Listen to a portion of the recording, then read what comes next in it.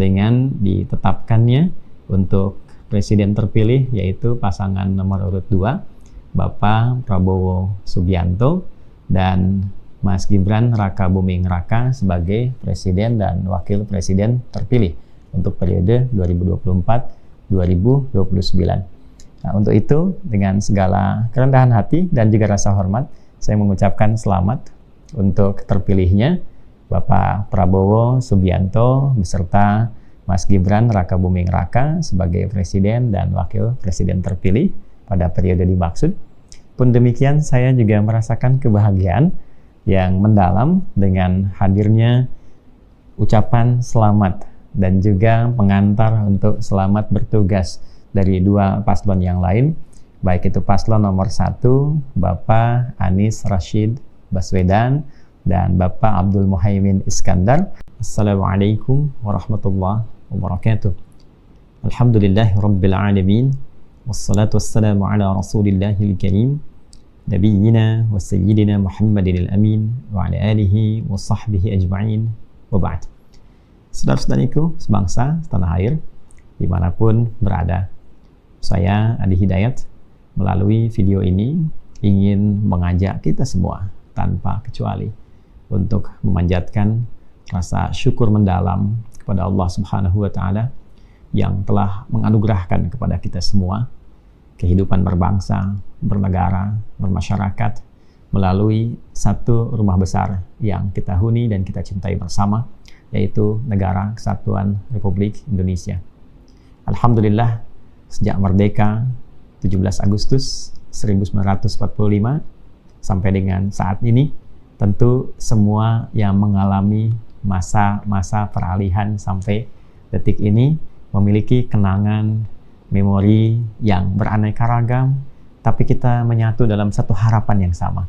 Ingin negara kita makmur, ingin ada kesuksesan, kesejahteraan, keadilan sosial untuk semua, dan lebih daripada itu, kita mengharapkan kerukunan dan persatuan Indonesia.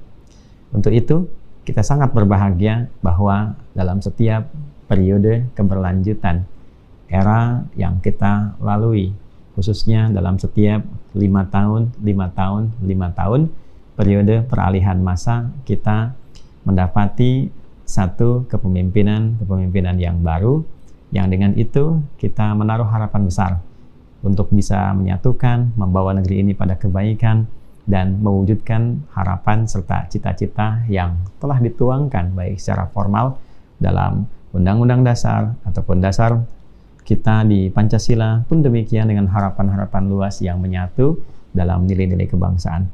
Kini proses politik yang telah berjalan dari proses pemilihan presiden khususnya atau juga pemilihan anggota legislatif yang telah berlangsung untuk periode 2024-2029 secara resmi hari ini, hari Rabu tanggal 24 April tahun 2024 telah tuntas dengan ditetapkannya untuk presiden terpilih yaitu pasangan nomor urut 2 Bapak Prabowo Subianto dan Mas Gibran Rakabuming Raka sebagai presiden dan wakil presiden terpilih untuk periode 2024-2029. Nah, untuk itu dengan segala kerendahan hati dan juga rasa hormat, saya mengucapkan selamat untuk terpilihnya Bapak Prabowo Subianto beserta Mas Gibran Rakabuming Raka sebagai presiden dan wakil presiden terpilih pada periode dimaksud. Pun demikian, saya juga merasakan kebahagiaan yang mendalam dengan hadirnya ucapan selamat dan juga pengantar untuk selamat bertugas dari dua paslon yang lain, baik itu paslon nomor 1 Bapak Anies Rashid Baswedan dan Bapak Abdul Muhaimin Iskandar yang bahkan hadir langsung di KPU hari ini. Itu suasana kenegarawanan yang sangat luar biasa sehingga bisa mencairkan suasana dan memberikan nilai-nilai positif untuk kehidupan berbangsa bernegara. Pun demikian, paslon nomor 3 Pak Ganjar Pranowo dan Prof Mahfud MD yang walaupun belum berkesempatan untuk hadir membersamai, tapi juga menyampaikan ucapan selamat dan juga memberikan satu motivasi untuk bisa melanjutkan tugas-tugas ke depan, itu sesuatu yang juga sangat luar biasa. Intinya, dengan semua ini telah diselesaikan, maka yang pertama kami mengajak kepada seluruh stakeholder kebangsaan ini, kalangan elit, ya, karena rakyat itu sifatnya hanya mengikuti, untuk semua berrekonsiliasi, semua bersatu, ya apakah itu tugasnya untuk menjalankan pemerintahan ataupun dalam sifat oposisi, ya dua-duanya diharapkan memiliki niat yang tulus dan baik untuk membangun bangsa ini, sehingga bisa berkolaborasi, berpartner dengan tugas dan sifatnya masing-masing untuk mewujudkan harapan-harapan yang dimaksudkan. Kami rakyat itu sifatnya mengikuti saja, ya. Sehingga dengan itu kita harapkan juga semua prosesnya selesai. Kan ada 3 proses ya yang kita dalami dan kita catat. Ada proses politik, proses etik, dan proses profetik. Nah, yang politik itu sudah tuntas, sudah selesai dengan diselesaikannya dan ditetapkan hari ini. Ya, kemudian proses etik, ya, tentu ini catatan untuk semua. Ya, proses untuk peserta secara etik, baik itu paslon, ya, kemudian juga kita sebagai rakyat yang memilih, gitu kan? Kemudian juga fasilitator untuk penyelenggara, ada KPU, kemudian ada pengawasnya di Bawaslu dan yang lain sebagainya. Lalu stakeholder lain sampai ke pengadilan-pengadilan yang di MK terakhir.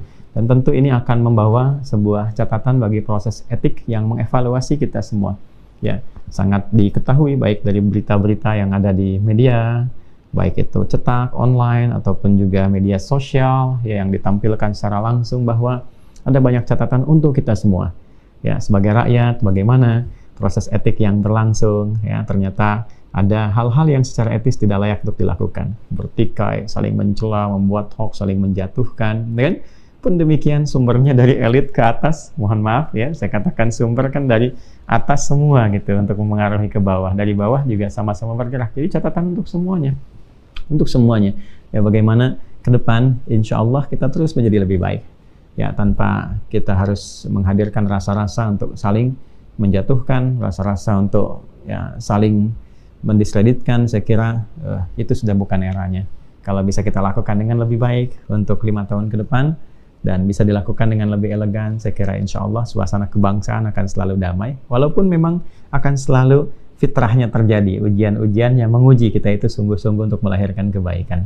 Kemudian proses profetik ini yang terakhir, bahwa setiap kita akan bertanggung jawab kepada Allah Subhanahu wa Ta'ala, siapapun kita.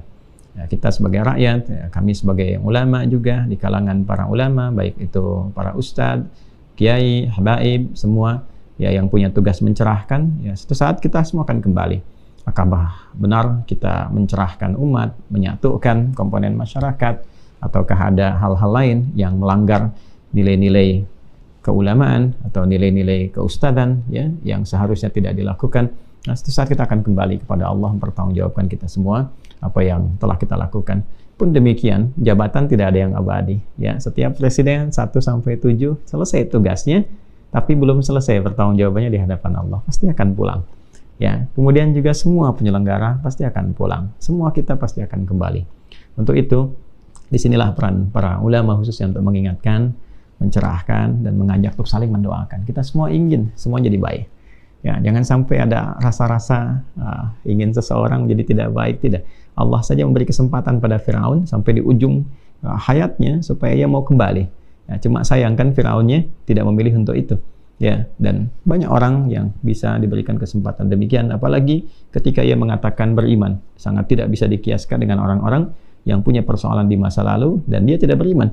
Ya, jadi bila semuanya khususnya, ya, ada yang terkait dengan sifat keyakinan sebagai muslim, ya, kita diajarkan dengan yang belum beriman, non-muslim saja kita berprasangka pada yang baik, apalagi dengan yang muslim.